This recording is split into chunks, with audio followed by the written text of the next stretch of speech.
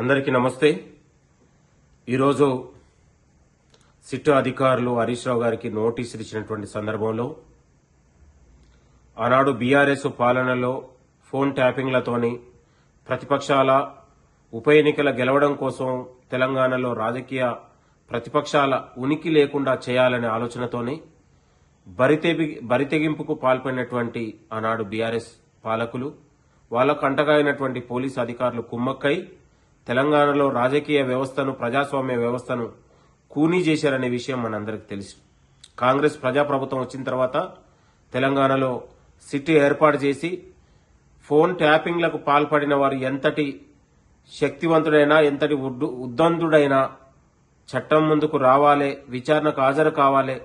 శిక్షకు అర్హులు కావాలనే ఉద్దేశంతో కాంగ్రెస్ ప్రజాప్రభుత్వం ఒక ఐపీఎస్ ని సిట్